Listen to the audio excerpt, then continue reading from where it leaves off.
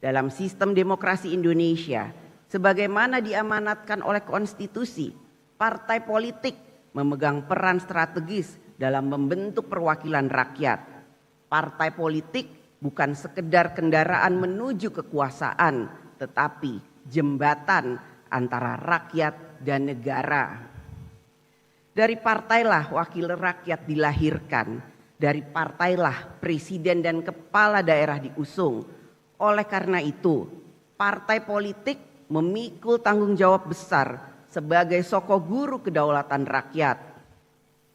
Partai politik bukan hanya struktur organisasi, partai politik adalah institusi perjuangan yang seharusnya berdiri tegak di atas nilai, integritas, dan kepercayaan rakyat.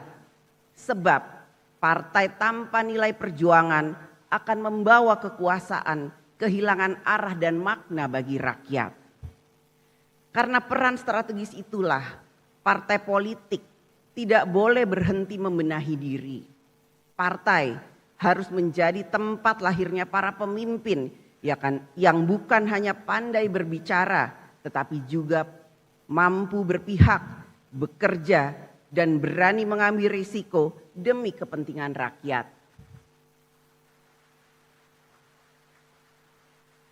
Namun, keberhasilan partai politik dalam menjalankan perannya sangat bergantung pada sistem yang menjadi wadahnya.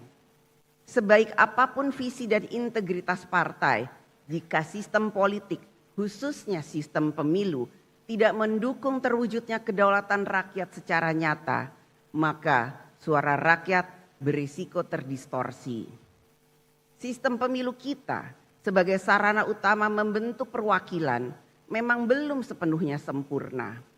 Tantangan kita adalah memastikan bahwa sistem ini benar-benar mendekatkan kehendak rakyat dalam menempatkan wakil-wakilnya dan memilih pemimpinnya.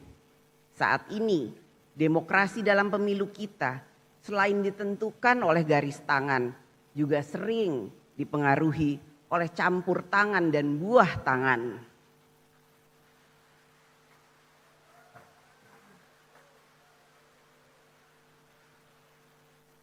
Kita semua memiliki garis tangan, nasib dan kesempatan yang diberikan oleh Allah Subhanahu wa Ta'ala, Tuhan yang Maha Esa. Tetapi tidak semua dari kita memiliki kemampuan yang sama untuk ikut campur dan memberikan buah tangan dalam menentukan arah demokrasi. Inilah kritik sekaligus otokritik terhadap demokrasi dalam pemilu kita. Kita harus terus memperbaiki dan menyempurnakannya. Sebab demokrasi yang kita cita-citakan bukanlah demokrasi campur tangan dan buah tangan, tetapi demokrasi yang memberi kesempatan setara bagi semua warga negara. Marilah kita bangun demokrasi yang menghidupkan harapan rakyat. Demokrasi yang tidak berhenti di bilik suara, tetapi terus tumbuh di ruang-ruang dialog, di dapur rakyat, di balai desa, hingga di gedung parlemen, agar setiap keputusan lahir dari kesadaran bersama, bukan hanya kesepakatan segelintir elit.